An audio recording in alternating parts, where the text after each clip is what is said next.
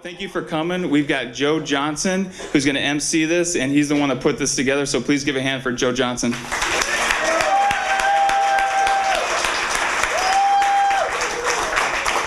Thanks, Jay. Everyone have a good Christmas? Yeah? Not me. My friends that are here today, they know I had kind of a rough Christmas. Part of the problem is that I'm single, and the holidays are always kind of rough when you're single. Any single people here, can you relate to that? Yeah, I try to get into the Christmas spirit. I decorate the apartment, you know, and put up the Christmas tree, maybe tidy up a little bit, hoping that company will come by. As a single guy, when I tidy up the place, I find myself throwing out a lot of stuff that's past the expiration date, you know, like a little bit of milk, some bread, condoms. Yeah, condoms do have an expiration date, I found out. When you find a box of condoms that says best used by July 2004, you might want to throw them out. So yeah, it's tough being a single guy. I do think I'm married in like a parallel universe or something, because I have this constant urge to apologize all the time. When I leave dishes in the sink or clothes on the floor or fart in bed, I'm like, geez, I'm so sorry. And then I look around and realize I live by myself. So my friends, they always tell me, you need to get out more. You need to meet women. They say, go to the clubs, go to the bars. Yeah, that's a great idea. When women go clubbing, this is exactly what they're hoping to score at the clubs. No, this isn't something women seek out. This is something you get stuck with after 25 years of marriage. Am I right, ladies? Maybe there is a woman out there whose idea of Mr. Right is a 50-year-old chubby bald guy with acid reflux and little too much back hair. Maybe their idea of the perfect date is going out to a nice restaurant and finishing the meal and then watching me immediately rush to the toilet because at my age, something has gone terribly wrong. When I finish a meal, it seems like any new food that comes in, the food that's inside of me has to immediately evacuate. And because of this condition, I've become a bit of an expert on area restaurant public bathrooms and major retail stores public bathrooms. And there are some nice ones out there. There's a place on Hall Road just east of Van Dyke. It's a home furnishing store. The bathroom is exquisite. I feel like royalty when I'm sitting in there.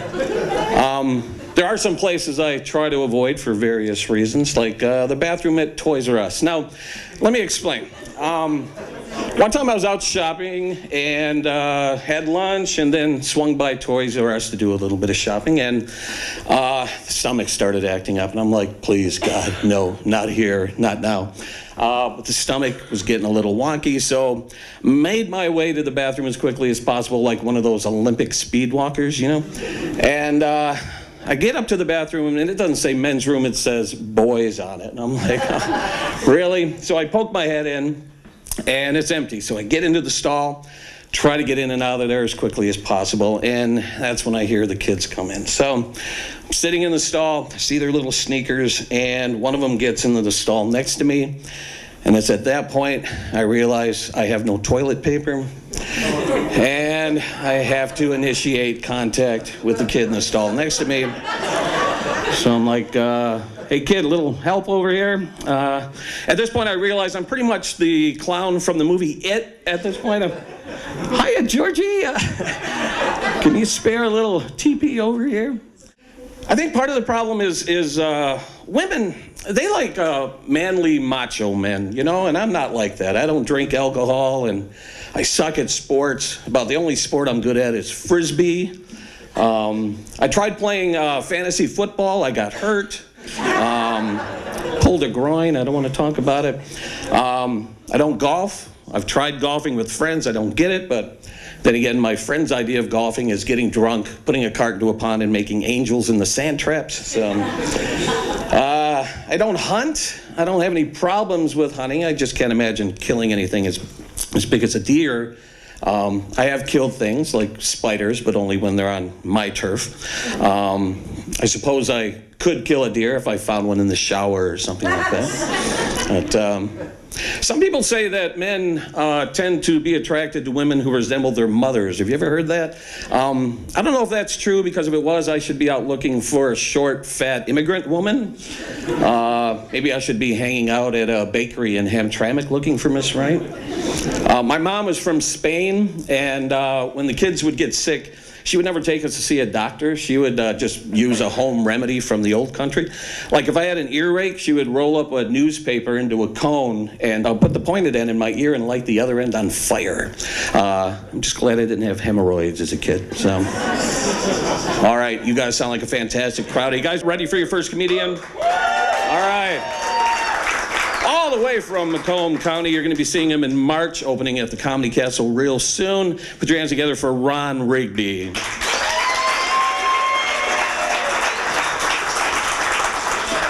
Keep it going for Joe. As you can see, I'm getting a little older. I had a big birthday recently. I turned 50. Yeah, hold your applause. But yeah, so I'm 58 now. But 50's the big one, you know. 50's the one where you're like, you know, if life has a chart, you start here, 50's here, and 100's there, where y'all want to get to. So after 50, you're on the backside, you know, everything. Your mail is different. People treat you differently. You're in the over 50 crowd now, and it's just, I don't like it. I don't like getting discounts. Going to the doctor is a big one after 50. I don't care if you have a sore throat or indigestion or a twisted ankle. They go in through your ass. Oh no, they do. Your prostate becomes like your Intel Pentium 2 core processor. It's like he's up there and he's looking at his laptop going, your sugar's good. I've had him giving me an exam, and I've been bent over and he's saying to me, Ron, I can see you've still got a little inflammation in your right knee. And I'm like, that's impossible. There's no way you can see that from right there. I don't know what. And a little pro tip for you guys that are heading toward 50, if you're looking at getting a new doctor, instead of driving around, call a few doctors and have him fax over a copy of his hand. No, that's important. You do not want to get Andre the Giant as a doctor. Or you want like Dr. Ken.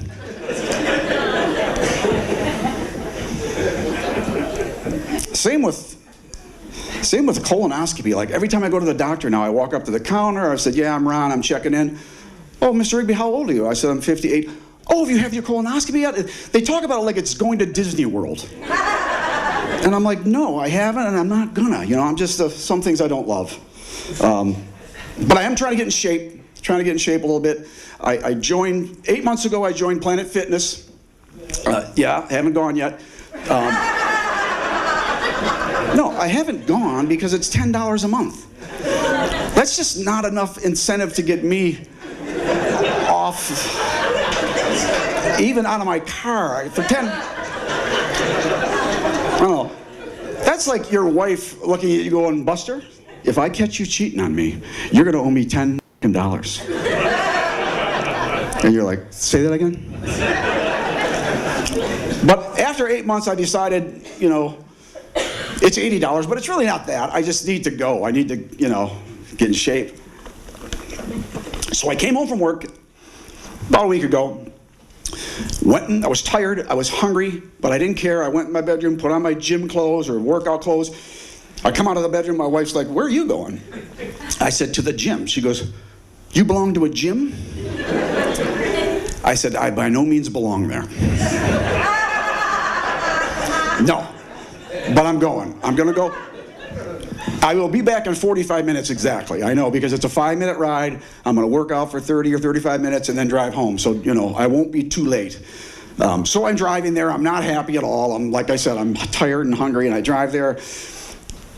And again, I haven't been there in 8 months. Well, I pull up, I park the car, and I'm just staring, and I look, and it's gone. Planet Fitness isn't there anymore.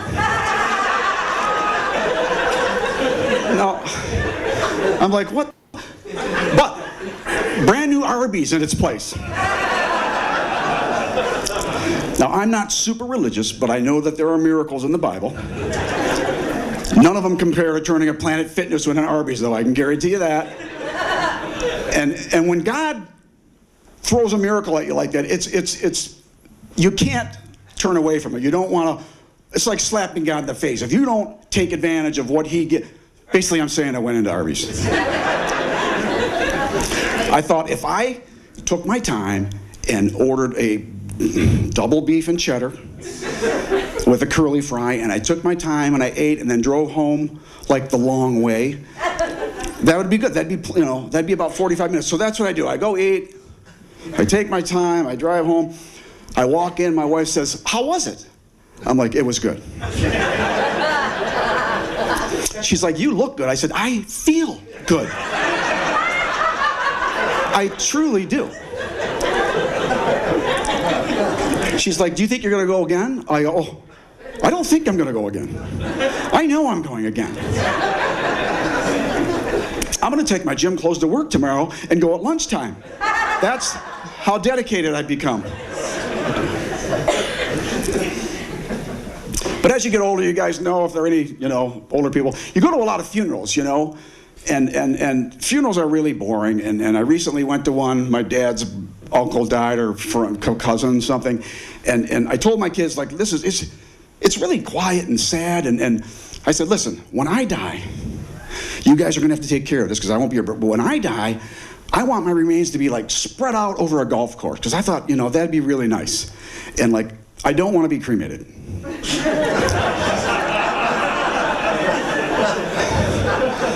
No, that's way too easy. I'm talking like Fargo style, wood chipper, middle of the fairway, me going in head first, because that's the thing. That's your last big party. That's the last thing you got is your funeral. And if you have a shredding versus the standard funeral, people remember that stuff for decades. Like you'll run into a guy 10 years later and say, "Were you at Ron Rigby's shredding?" And the guy's like, "Yeah, I was there." He said, "I haven't been able to use my snowblower since that day. I can't see anything coming out of a chute like that." The other guy's like, "I became a vegetarian that day." That's it for me, guys. Thanks a lot. I'm Ron Rigby.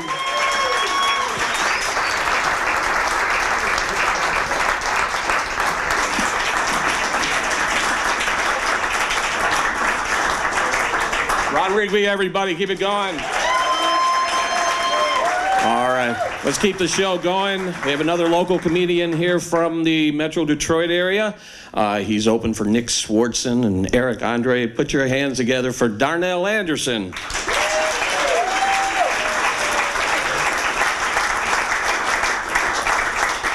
Oh, man, give it up for Joe and Ron again. They were just so funny, man. That was hilarious. I'm glad to be here to increase the diversity. That's awesome to be here for that. Just for that. So my job's done. So bye, everybody. See ya. Just kidding. So I unbelievably am 30 years old. This is what 30-year-old me looks like. I know, I got great genetics, so get on board for the rebreeding, everybody. There's some things I'm already learning in my 30s that didn't really happen in my 20s. I was talking with this girl, she was 22. Things were going real well until we started doing the age thing. I was like, "Oh, you're 22, that's cool." She's like, "How old are you?" And I was like, 30. And she was like, "Ew." That's what she said to me.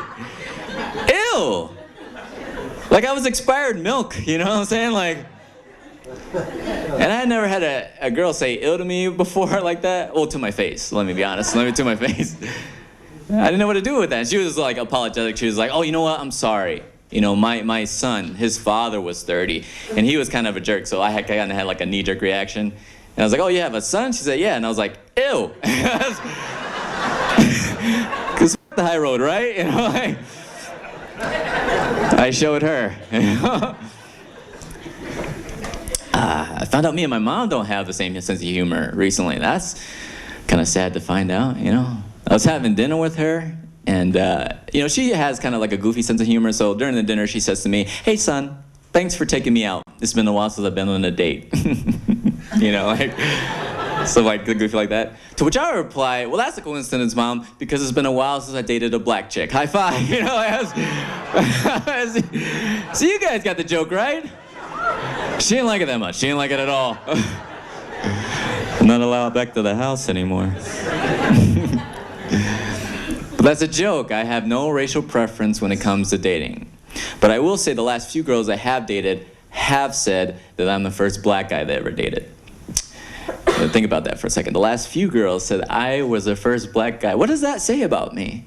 You know, that I'm their first black. Am I some kind of like date a black guy starter kit? You know, like I'm like the training wheels of black guys or something. You know, like I don't know what to do with that. I don't know. People say I have like an approachable demeanor or something like that. I think I'm a little bit too approachable at times. You know, I think it's because of my glasses. You know, I'm already skinny, but this just makes me a non-factor right here. You know what I'm saying? Like, sir, if you walked up on me like this, you'd be like, I could probably take him. Maybe as a knife. You know, maybe. Just maybe. You know. But if you walked up on me like this, you'd be like, okay, I can definitely take him. And maybe as a calculator. Like, I don't know. Like, I'm not that intimidating whatsoever, you know? It has its advantages, you know? You know? One of the advantages that it has is like, I think I'm one of the few black guys that if I was ever accused of a crime, they would actually listen to my side of the story, you know? I'm talking about like... Oh, sir, this lady said that you robbed her? Mink! That's malarkey. So this is like a face of a guy that robs. You're right, sir. Sorry about that. It has its disadvantages too, you know. I always wanted to be in the gangster rap video. Can't do that with a face like this, you know. Can't be in a gangster rap video. I mean, I probably could. I just want to be the one with all the money or the bitches. That's right. You know? I'd be the one getting robbed, you know, by the bitches. That's how sad I would be, you know. Like I want to be one of those gangsters from like a gangster rap video, you know. I'd be like one of those gangsters from like a Michael Jackson video.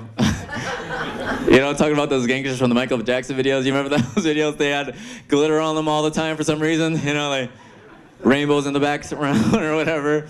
They never used guns or knives. They used dance montages. You remember these guys, you know? That's the kind of gangster I would be, you know? I just walk up on you. Oh, you think you bad? You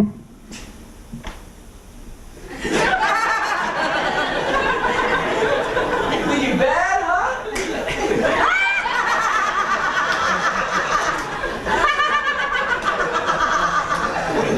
You don't mean nothing to me, man. You don't mean...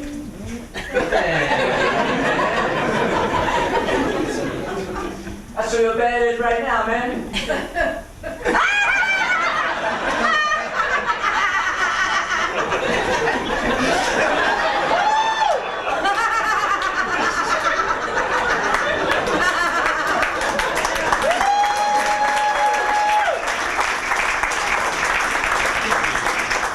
You'll move. That's not gonna happen. All right, that's my time, everybody. Thank you guys so much. You guys are gonna enjoy your next comedians. You guys have been a fantastic crowd.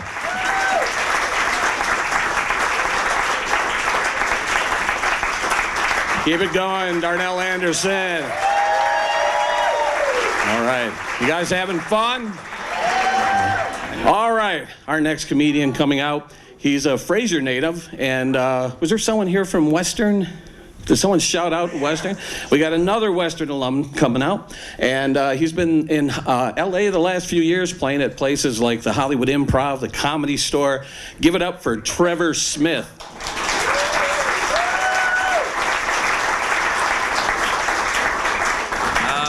Thank you guys. This is great. What a space this is, huh? Got a chandelier here. I requested that specifically. I had a friend of mine that last year he had a heart attack. He went into cardiac arrest, and the paramedics. Is there any paramedics here tonight, by the way? Okay, good. Good. Don't let them in. No. They're wonderful people, and they save people's lives. I was just gonna do.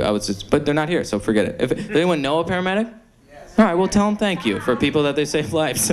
Well, because they saved my friend's life, and I think it's very cool because they saved it by giving CPR, which if you guys all roughly know what CPR is, there's no technology, there's no machinery involved. It's just bare bones saving people's lives. And that's crazy that it's 2017 and we still use it because as I looked it up, we've been using CPR since the 1700s, which is a time period that was medically wrong about everything. Every single thing they tried, they were wrong. They thought if you had a cold to kiss the bill of a duck. That's what they thought. That same doctor also did CPR. How did they do that? How did they figure out the one we still like forget how much medical science has advanced since the 1700s. Just think of how much medical science has advanced in the last 10 years. I mean, if you lose an eye, we have a microchip retinal implant that will help you see again. If you lose an arm, we'll give you a full robot version controlled by your brain. But if your heart stops, punch him in the chest. Just punch him in the chest until he works again. I don't know. It still works. Why would we overthink this? Just give him the old Arthur Fonzarelli. We're still using the same tactic every dad uses to fix the TV. That's all we're using. Which I realize just performing for younger audiences in Hollywood, I'm probably the last generation to ever even get that reference that, used to have to hit TVs. It's an outdated thing. But it was a different time. That was, when TVs deserved it and you had to hit them. And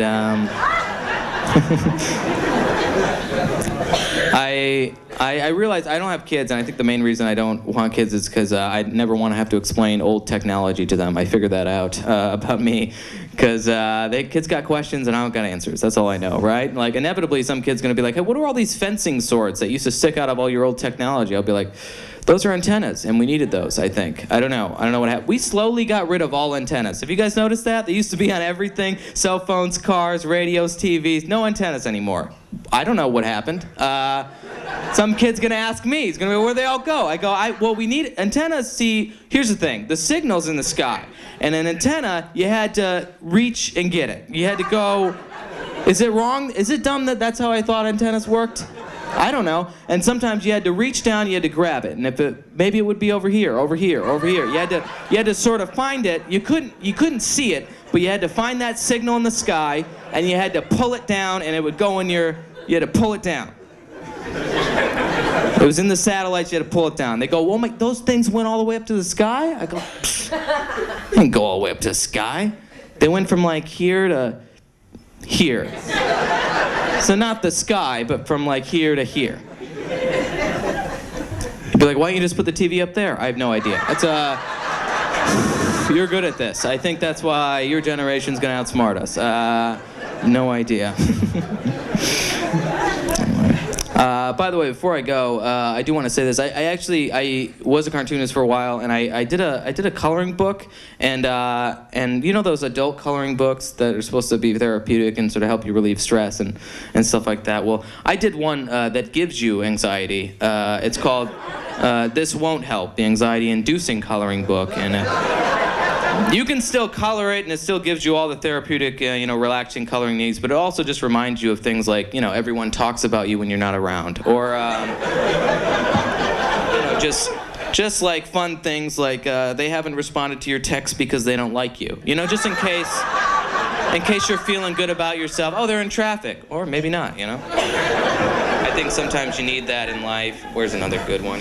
Oh, this one's just a snowman on snow that just says, "Just color the carrot and finish something for once in your life." So, it's just a fun, I know the holidays are over, but it's a good you gif if you know anyone that does those. So anyway, that's going to do it for me. Enjoy the rest of the show. Enjoy Zach Martina, your headliner. Thank you guys so much.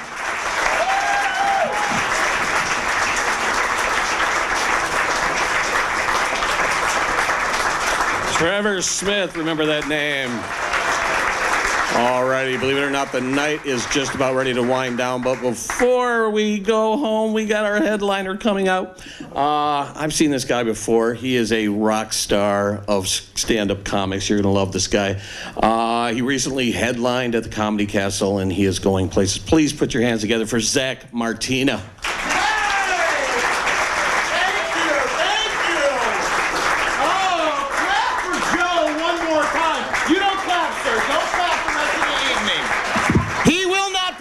How is everybody? My youngest, I thought she was playing doctor. She had a toy stethoscope around her neck, a little doll tucked in under the weather. I go, oh, are you playing doctor? She goes, no, it's emergency room and it's essential personnel only. You need to leave. Like, oh. What do you say when a 5-year-old says that to you? You don't say anything. You start chain smoking on the couch waiting to hear some news. Good news, Barbie gave birth to a beautiful baby teddy bear. Bad news, due to her impossibly thin frame, Barbie did not make it through the birthing process. Hindsight, we should have gone C-section. It was one of those 25-inch circus teddy bears, split Barbie right in half. There was stuffing everywhere. It was pretty traumatic. On the flip side, my oldest, she likes to pretend she's pregnant, as little girls will do. They'll shove a doll up their shirt, they'll push it out. They're like, oh, I had a baby. It's just that easy. No, my oldest, she's got a pretty realistic imagination. She's a smart girl. She'll shove a doll up her shirt, but she'll wander around for 3 to 4 hours saying things like, oh, my ankles are so swollen. Put the pickles away or I'm gonna barf. And then like 3 hours in, she's got this sippy cup of water in her hand. She spills it on the floor and goes, it's time! Thank God her sister was an OBGYN in the last bit, right? Because she comes in, starts midwifing the hell out of this thing. She's like, sister, you gotta remember your breathing. The oldest is like, ah, give me the drugs. My youngest is like, it's too far beyond that. You're gonna hurt the baby. You gotta push. Zach, we're gonna need more towels. I'm like, what the happening right now? I don't know. I just react, and I go, who's the dad? She goes, it's not my kid. What do you mean it's not your kid? Oh, you know, my friend Kayla at school, she can't have babies, and I'm her surrogate. Who taught you that word? Oh, Zach, relax, it's not my baby. I don't know if you know this or not, but you can get like $10,000 for one of these things, and if that's the case, I say fill me up. Holy shit. All right. You better learn to read real quick, because you're never watching television again. I can promise you that right now. God forbid I have to give him the sex talk. My dad gave me the sex talk when I was 9. I just beat him in a game of Monopoly. He was high. He's like, son, I'm real glad you beat me in Monopoly. Men and women, they play every single game you can think of. To this day, I don't understand the operation. Like any good game of Jenga, you gotta build a solid foundation, but that's not easy because men and women are not apples to apples. It's a trivial pursuit, son. They're gonna ask you every category of question they can think of. You're not gonna have a clue what to say because some topics are taboo. Your cranium is gonna be boggled, completely scrabbled. And it's a risk. It's no Candyland. You're probably gonna get caught in some crossfire. I'm sorry, I know this is part cheesy, but you don't need that trouble in your game of life, okay? You want to keep rolling the dice playing video games? You're never gonna poker. It's a terrible stratego, son. You know, jumping through chutes and ladders to spend the rest of your days playing Uno? What are you, out of your minds? No. Connect 4. Find yourself a nice gal, a hungry hippo maybe. I don't care, right? If she's a hippo, she's got a nice chest, and that is a barrel of monkeys, son. Let me tell you, she's got a nice chest. You check hers out, you get her a gin rummy, and guess who is sinking their battleship in her mousetrap? You are Yahtzee. That's the sex talk I got, guys, so I didn't really know what to do. Hey, you guys, it's been so much fun. Stop by, say hi. My name's Zach Martina. Have a terrific night. Thank you very much.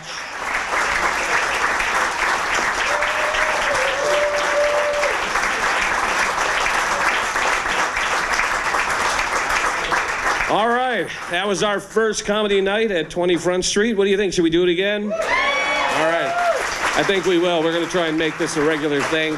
Thanks for coming out in the cold, and please stick around for a little while. The cafe, I believe, is open, and there's some muffins and things to enjoy in there, and some of the comics will come out and say hi. So thanks for coming out. Hope you had a great time.